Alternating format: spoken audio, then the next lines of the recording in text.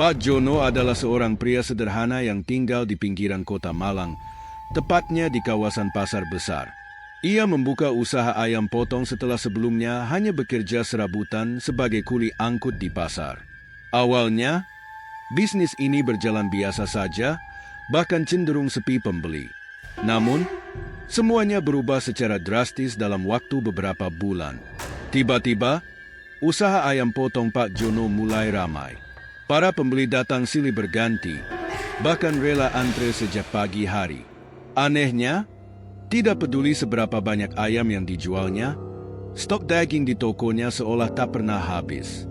Ayam potong yang ia jual memiliki daging yang lebih segar, besar, dan murah dibandingkan pedagang lainnya. Namun, ada hal aneh yang mulai dirasakan warga sekitar. Suara ayam di malam hari. Warga yang tinggal di dekat rumah dan toko Pak Jono sering mendengar suara ayam berkokok, meskipun itu terjadi jauh setelah tengah malam, sekitar pukul 2 atau 3 pagi.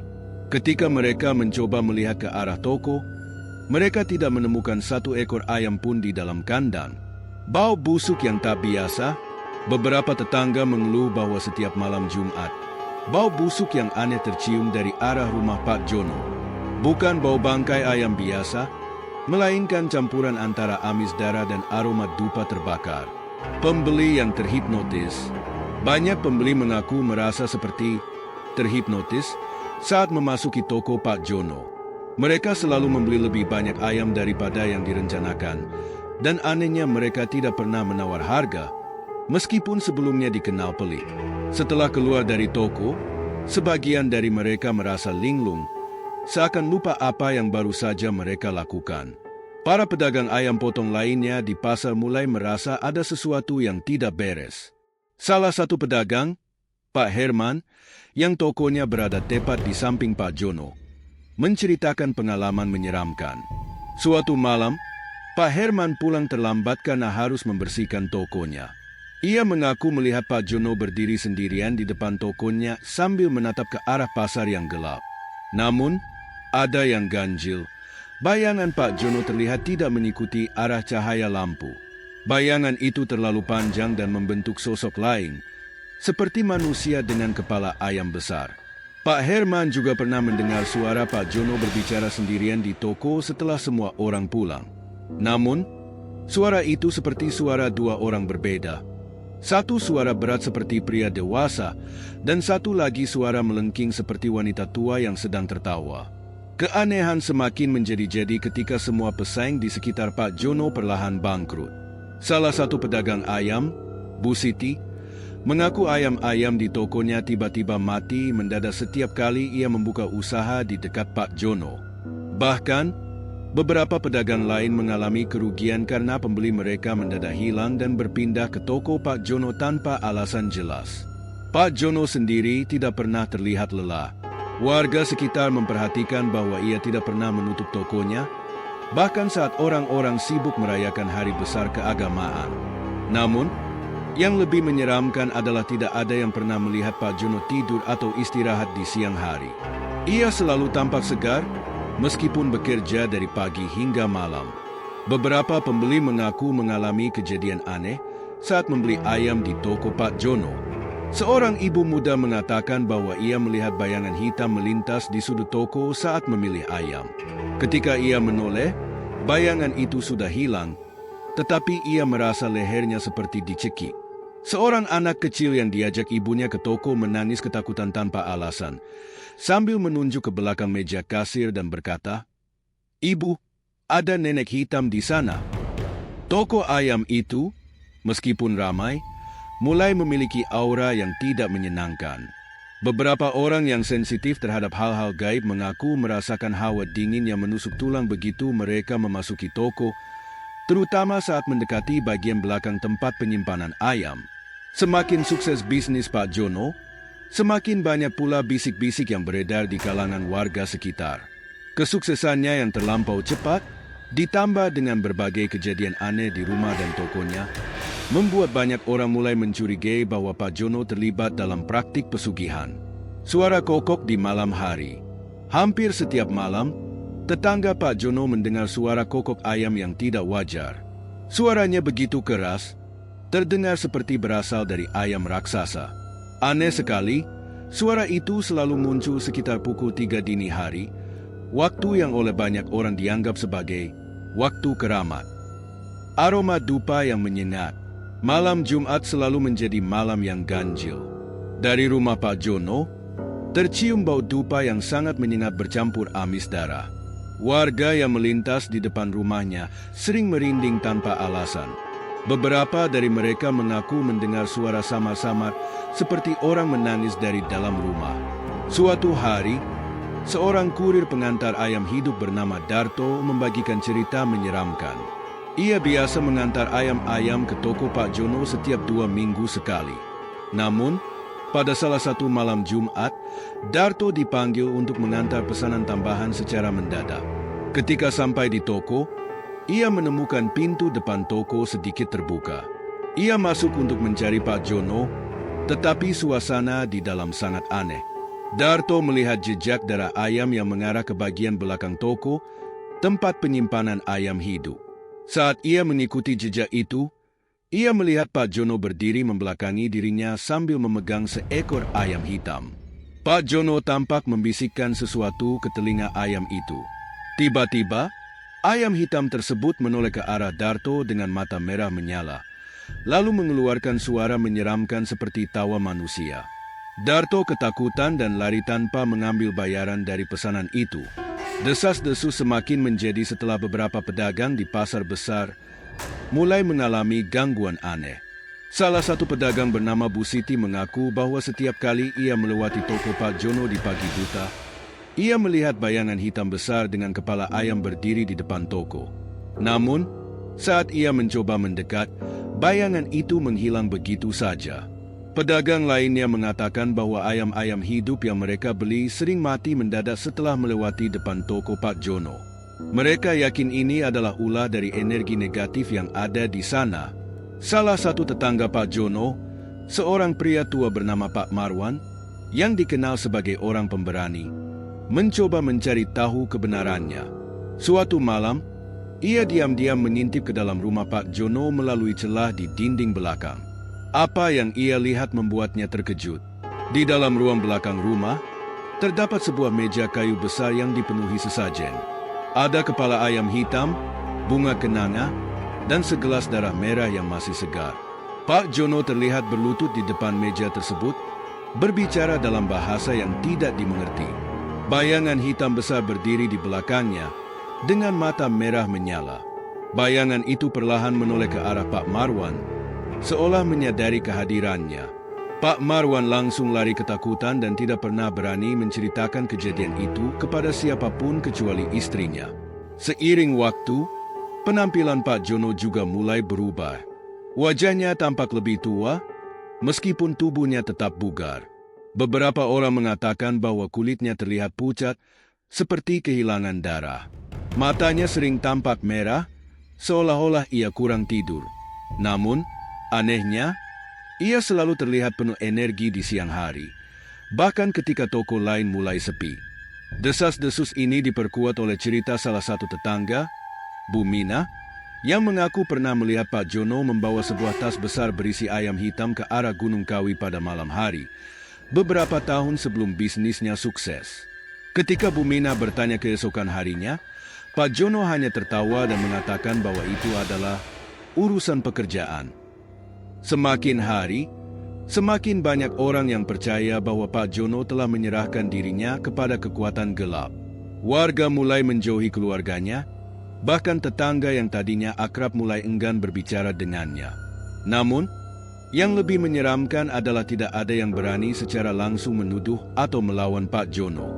Mereka merasa bahwa sesuatu yang sangat jahat melindunginya, dan jika mereka mencoba melawan, mereka akan menjadi korban berikutnya.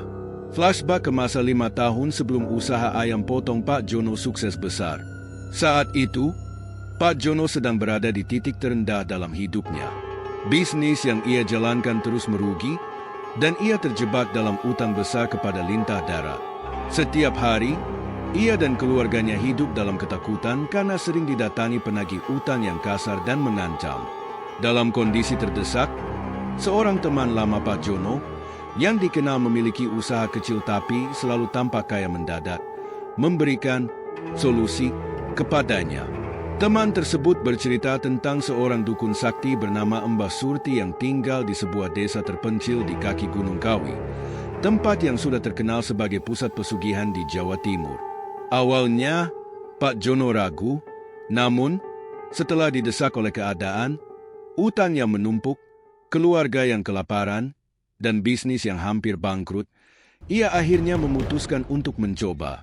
Dengan panduan dari temannya, Pak Jono pergi ke desa tempat Mbah Surti tinggal, membawa beberapa syarat yang diminta, seekor ayam hitam, dupa, dan uang koin lama yang ia pinjam dari tetangga. Perjalanan menuju rumah Mbah Surti bukan perjalanan biasa. Pak Jono harus melewati jalan setapak yang sempit, dikelilingi hutan yang lebat. Sepanjang perjalanan, ia merasa seperti diawasi oleh sesuatu yang tak terlihat. Beberapa kali, ia mendengar suara langkah kaki di belakangnya, namun ketika menoleh, tidak ada siapapun. Langit yang awalnya cerah mendadak menjadi gelap, disertai dengan suara gemuruh petir meski tidak turun hujan. Pak Jono merasakan hawa dingin menusuk tulang, seolah-olah ia telah memasuki dunia lain. Setelah berjalan selama 2 jam, ia akhirnya tiba di depan sebuah rumah tua yang tampak seperti sudah berusia ratusan tahun. Rumah itu terbuat dari kayu gelap yang mulai lapuk, dengan pintu yang dihiasi ukiran kuno berbentuk wajah menyeramkan. Di depan pintu, tergantung janur kuning dan kepala ayam yang sudah mengering. Saat Pak Jono mengetuk pintu, suara serak seorang wanita tua menyuruhnya masuk. Di dalam, ia bertemu dengan Mbah Surti, seorang wanita tua dengan rambut putih panjang, mata cekung yang memancarkan kilau aneh, dan kuku yang panjang seperti cakar. Ruangan itu dipenuhi bau dupa yang menusuk dan dipenuhi benda-benda mistis, keris, tengkorak hewan, dan lilin merah yang menyala redup. Mbah Surti langsung tahu maksud kedatangan Pak Jono tanpa perlu bertanya. "Aku tahu kau butuh kekayaan, tapi kau siap membayar harganya?" Suara Mbah Surti terdengar seperti bergema di ruangan itu. Pak Jono dengan gemetar mengangguk. Ia mengatakan bahwa ia rela melakukan apa saja demi menyelamatkan keluarganya dari kemiskinan. Mbah Surti menjelaskan bahwa ia akan memanggil makhluk gaib, seorang penjaga dunia bawah, yang akan memberinya kekayaan melimpah. Namun, ada syarat yang harus dipenuhi. Setiap 7 tahun, Pak Jono harus memberikan tumbal berupa anggota keluarga terdekat yang paling ia sayangi. 2, jika ia gagal memberikan tumbal, makhluk itu akan mengambil segalanya darinya, termasuk nyawanya. 3, ia tidak boleh membatalkan perjanjian ini setelah ritual dilakukan. Pak Jono sempat ragu, tetapi keputusasaan membuatnya mengabaikan konsekuensi. Ia menyetujui syarat tersebut. Pada tengah malam, Mbah Surti membawa Pak Jono ke sebuah hutan keramat di kaki Gunung Kawi. Di tempat itu terdapat sebuah altar batu yang dikelilingi oleh pohon-pohon besar dengan akar yang menjuntai seperti tirai. Suasana begitu sunyi, tidak ada suara binatang malam. Hanya suara angin yang terdengar seperti bisikan-bisikan halus. Ritual dimulai. Ayam hitam yang dibawa oleh Pak Jono disembelih di atas altar. Darahnya ditampung dalam sebuah mangkuk tanah liat, kemudian disiramkan ke akar pohon besar yang berada di dekat altar. Mbah Surti mulai melafalkan mantra dalam bahasa kuno, sementara dupa menyala di sekeliling altar. Asapnya mengepul dan membentuk sosok bayangan besar yang perlahan-lahan menjadi nyata. Pak Jono melihat sosok itu, makhluk tinggi besar dengan tubuh hitam legam, kepala seperti ayam dengan paruh besar yang tajam, dan mata merah menyala. Makhluk itu menatap langsung ke arah Pak Jono dan berbicara dengan suara berat. "Apakah kau siap menyerahkan segalanya untuk kekayaan ini?" Dengan ketakutan luar biasa, Pak Jono mengangguk. Makhluk itu lalu mencakar tangan Pak Jono, meninggalkan luka yang mengeluarkan darah. Darah itu diteteskan ke mangkuk yang sama, sebagai tanda perjanjian. Setelah ritual selesai, Mbah Surti memberikan peringatan terakhir. Pak Jono akan menerima kekayaan dan kesuksesan dalam waktu singkat. Namun, Ia harus ingat bahwa makhluk gaib tersebut akan datang setiap 7 tahun untuk menagih tumbal. Luka di tangan Pak Jono akan menjadi meterai, perjanjian, dan rasa nyeri akan muncul setiap kali waktunya menyerahkan tumbal semakin dekat. Sepulang dari Gunung Kawi, kehidupan Pak Jono berubah drastis. Dalam hitungan minggu, usahanya mulai ramai, pelanggan berdatangan tanpa henti, dan utang-utang besar berhasil ia lunasi. Namun, malam-malamnya tidak pernah tenang. Ia sering mendengar suara berkokok di dalam mimpinya, dan bayangan hitam besar dengan kepala ayam terus menghantuinya. Pak Jono tahu bahwa kekayaannya kini bukanlah berkah, melainkan hasil dari perjanjian gelap yang akan terus menuntut korban. Waktu terus berjalan, dan 7 tahun pertama akan segera tiba. 7 tahun berlalu sejak Pak Jono membuat perjanjian dengan makhluk gaib itu. Selama waktu tersebut, bisnis ayam potongnya berkembang pesat, dan ia menjadi salah satu pedagang terkaya di kota Malang. Namun, kesuksesan itu datang dengan harga yang mengerikan. Pak Jono tidak bisa melupakan peringatan Mbah Surti tentang tumbal pertama. Beberapa minggu sebelum batas 7 tahun berakhir, tanda-tanda menyeramkan mulai muncul di rumah Pak Jono. Satu, nyeri pada luka perjanjian. Luka di tangan Pak Jono yang menjadi meterai, perjanjian mulai terasa nyeri luar biasa, seperti dicakar oleh sesuatu yang tak terlihat. Luka itu juga mengeluarkan bau anyir yang menyengat. 2, bayangan hitam. Pak Jono sering melihat bayangan hitam besar dengan kepala ayam di sudut-sudut rumahnya. Makhluk itu tidak berbicara, hanya menatapnya dengan mata merah menyala, seolah mengingatkan bahwa waktu sudah dekat. 3, ayam-ayam mati misterius. Ayam-ayam di toko Pak Jono tiba-tiba mati mendadak setiap malam Jumat, tanpa sebab yang jelas. Anehnya, bangkai ayam tersebut tidak membusuk, melainkan lenyap begitu saja keesokan paginya. 4, suara tangisan. Istri dan anak-anak Pak Jono mulai mendengar suara tangisan seorang wanita dari loteng rumah. Saat mereka mencoba memeriksa, tidak ada apa-apa di sana. Pak Jono semakin gelisah. Ia tahu bahwa waktu untuk menyerahkan tumbal pertama semakin dekat. Namun, ia tidak pernah menyangka bahwa makhluk gaib itu akan meminta tumbal berupa anak sulungnya, Rangga. Rangga, yang saat itu berusia 18 tahun, adalah kebanggaan keluarga.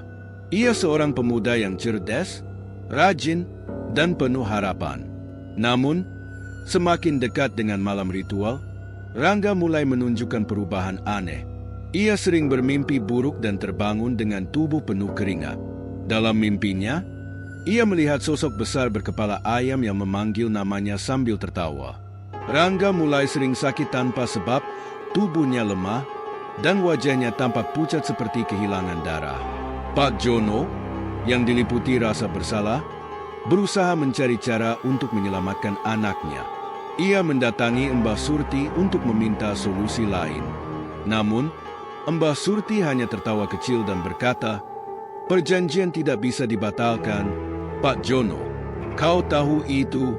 Jika kau tidak menyerahkan anakmu, makhluk itu akan mengambil semua yang kau miliki, termasuk nyawamu." Pada malam Jumat Kliwon, malam yang dianggap keramat, Pak Jono tahu ia tidak bisa menghindari takdir. Dengan hati berat, ia memutuskan untuk menyerahkan anak sulungnya. Malam itu, ia membawa Rangga ke toko dengan alasan membantunya menyelesaikan pekerjaan. Rangga, yang tidak curiga, mengikuti ayahnya tanpa banyak bertanya. Di toko, Pak Jono sudah menyiapkan segala sesuatu untuk ritual, dupa, sesajen, dan mangkuk tanah liat yang sama seperti yang digunakan pada ritual pertama. Ketika waktu menunjukkan pukul 3 dini hari, hawa dingin yang menusuk tulang tiba-tiba memenuhi ruangan. Asap dupa membumbung tinggi, dan makhluk gaib dengan kepala ayam muncul dari kegelapan. Mata merahnya memancarkan sinar menyeramkan. "Mana tumbal yang kau janjikan?" Suara berat makhluk itu menggema di ruangan. Dengan tangan gemetar, Pak Jono menunjuk ke arah Rangga yang berdiri kebingungan. Maafkan ayah, Nak," bisik Pak Jono dengan suara penuh penyesalan. Makhluk itu mendekati Rangga, yang tiba-tiba tidak bisa bergerak seolah-olah tubuhnya dibekukan oleh kekuatan gaib. Rangga berteriak ketakutan, tetapi suaranya segera menghilang. Makhluk itu mencakar tubuh Rangga, lalu menarik rohnya keluar dari tubuhnya. Tubuh Rangga jatuh ke lantai, tak bernyawa, sementara makhluk itu menghilang dalam asap bersama roh anak tersebut. Keesokan harinya, Pak Jono memberitahu keluarganya bahwa Rangga meninggal karena serangan jantung mendadak. Istri dan anak-anaknya yang lain menangis histeris, tetapi tidak ada yang tahu kebenaran mengerikan di balik kematian Rangga. Namun, meskipun tumbal telah diberikan, Pak Jono tidak bisa sepenuhnya bebas dari rasa bersalah. Setiap malam, ia mendengar suara tangisan Rangga di dalam toko. Ia juga sering bermimpi buruk di mana Rangga menatapnya dengan wajah penuh darah dan berkata, "Kenapa ayah lakukan ini pada aku?" Setelah tumbal pertama, bisnis Pak Jono semakin berkembang pesat. Ia membuka beberapa cabang baru di kota Malang dan menjadi salah satu pengusaha paling sukses. Namun, kesuksesan itu dibayangi oleh ketakutan akan tumbal berikutnya yang akan datang 7 tahun kemudian. Pak Jono tahu bahwa makhluk gaib itu tidak akan berhenti. Ia sudah terperangkap dalam perjanjian gelap yang tidak bisa ia batalkan. Waktu terus berjalan, dan tumbal kedua akan segera diminta. 7 tahun berlalu setelah tumbal pertama, dan Pak Jono kembali diliputi ketakutan.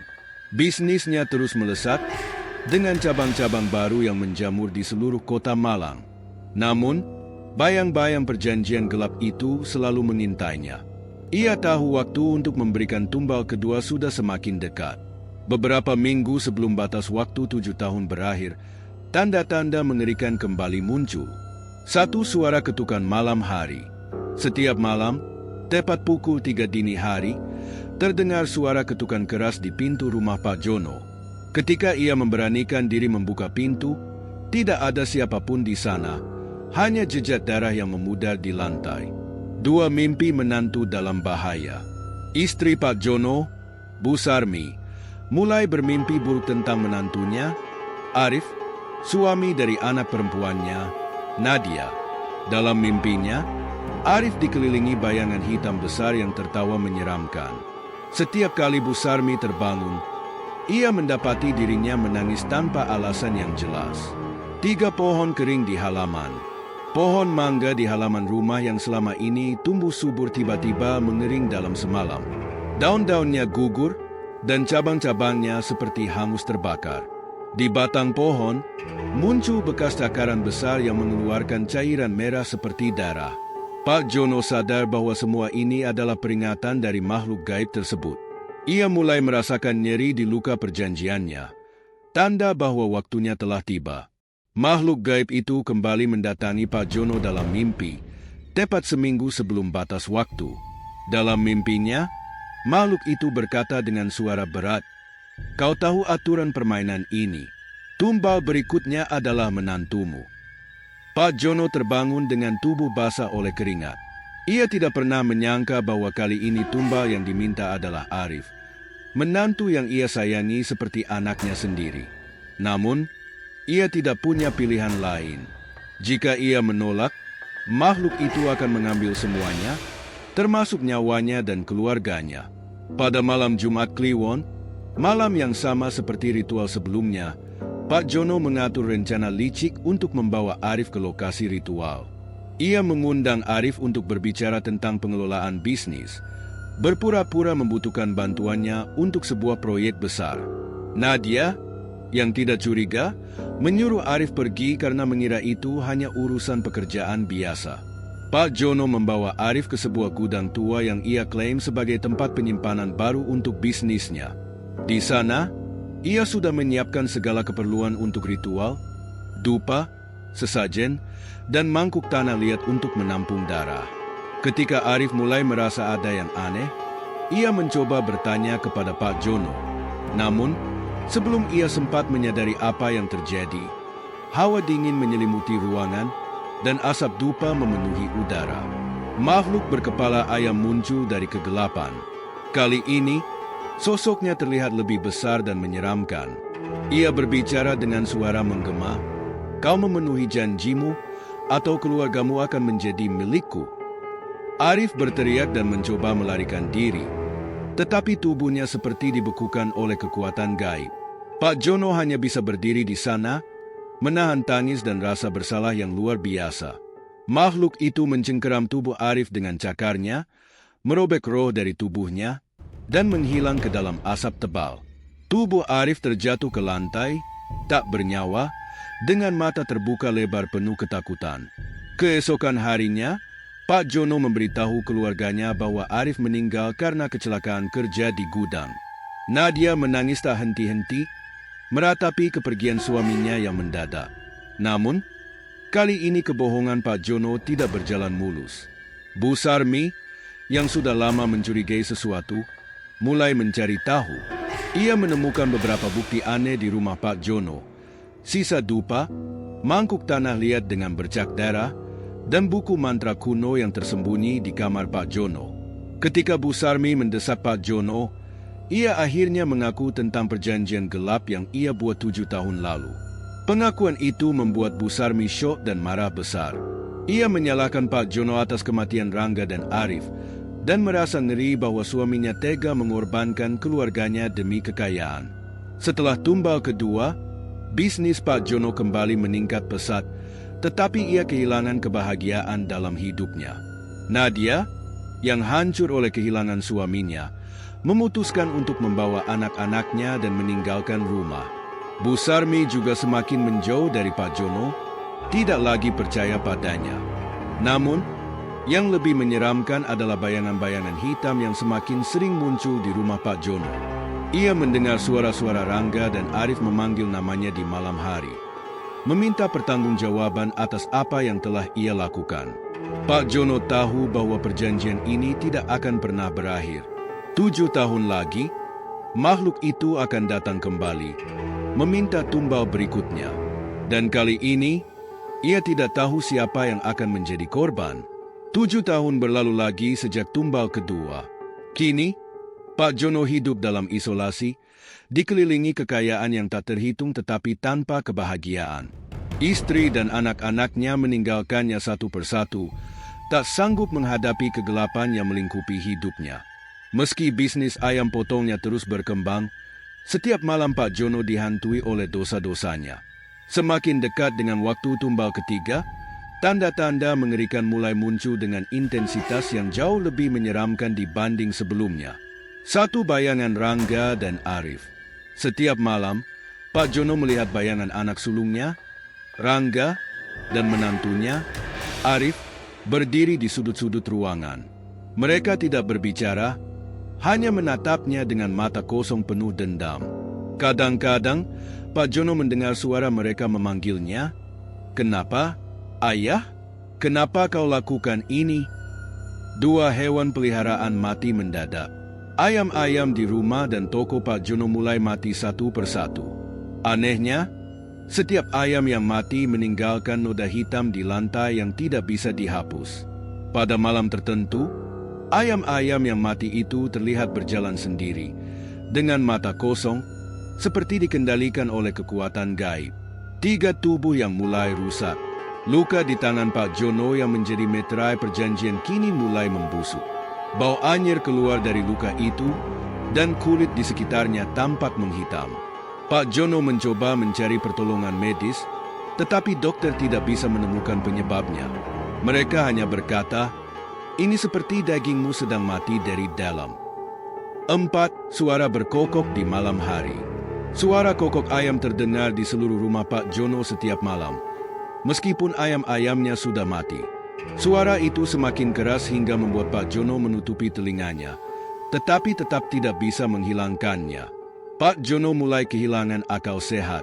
Ia tidak lagi makan dengan benar, tidak keluar rumah, dan terus berbicara sendiri, meminta pengampunan kepada bayangan-bayangan yang hanya bisa ia lihat. Tubuhnya kurus kering, dan matanya terlihat seperti tidak tidur selama berhari-hari. Suatu malam, ia bermimpi buruk yang terasa sangat nyata.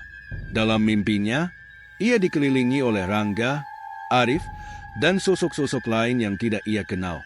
Semua berlumuran darah. Mereka mendekatinya sambil berkata, "Waktumu sudah habis, Pak Jono. Ketika terbangun, Pak Jono mendapati dirinya berada di ruang tamu, di mana mangkuk tanah liat ritual dan dupa sudah tersusun rapi, meski ia tidak ingat menyiapkannya. Ia tahu ini adalah peringatan terakhir dari makhluk gaib yang telah memberinya kekayaan. Pada malam Jumat Kliwon, malam yang sudah menjadi kutukan baginya, makhluk gaib itu datang lagi. Kali ini, sosoknya tampak jauh lebih menyeramkan. Tubuh hitamnya kini dipenuhi luka menganga, dan dari mulutnya keluar cairan merah kental seperti darah. Pak Jono, yang sudah kehilangan akal sehat, langsung bersujud di lantai. "Aku akan memberimu tumbal. Tolong jangan ambil nyawaku," teriaknya sambil menangis.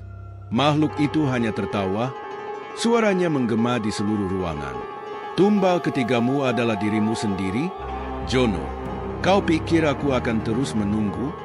Aku sudah cukup sabar denganmu." Makhluk itu mencengkeram tubuh Pak Jono dengan cakarnya, menarik rohnya dengan paksa. Tubuh Pak Jono tergeletak di lantai, matanya terbuka lebar dengan ekspresi ketakutan. Tidak ada yang tahu apa yang terjadi padanya, tetapi orang-orang sekitar mendengar jeritan mengerikan dari rumah itu pada malam itu. Keesokan harinya, rumah Pak Jono ditemukan dalam keadaan berantakan, seperti diterjang badai. Tubuh Pak Jono tergeletak di ruang tamu, sementara di dinding-dinding rumahnya terdapat bercak darah yang membentuk pola aneh. Bisnis ayam potongnya, yang selama ini menjadi sumber kekayaannya, langsung bangkrut dalam waktu singkat. Karyawan-karyawannya berhenti, dan pelanggan menjauh setelah mendengar kabar tentang kematian misterius Pak Jono. Istri dan anak-anaknya yang tersisa hidup dalam rasa bersalah dan ketakutan, mengetahui bahwa kekayaan yang mereka nikmati selama ini adalah hasil dari perjanjian gelap yang melibatkan kematian anggota keluarga mereka sendiri. Rumah Pak Jono dibiarkan kosong selama bertahun-tahun, tetapi warga sekitar sering mendengar suara ayam berkokok dari dalam rumah tersebut, terutama pada malam Jumat Kliwon. Beberapa orang yang penasaran mencoba masuk ke rumah itu, tetapi mereka mengaku melihat bayangan besar berkepala ayam yang mengejar mereka hingga keluar. Mitos tentang Pak Jono menjadi legenda menyeramkan di kota Malang. Orang-orang percaya bahwa siapapun yang mencoba mencari kekayaan melalui jalan pesugihan akan mengalami nasib yang sama, kehilangan segalanya, termasuk nyawa dan keluarga mereka.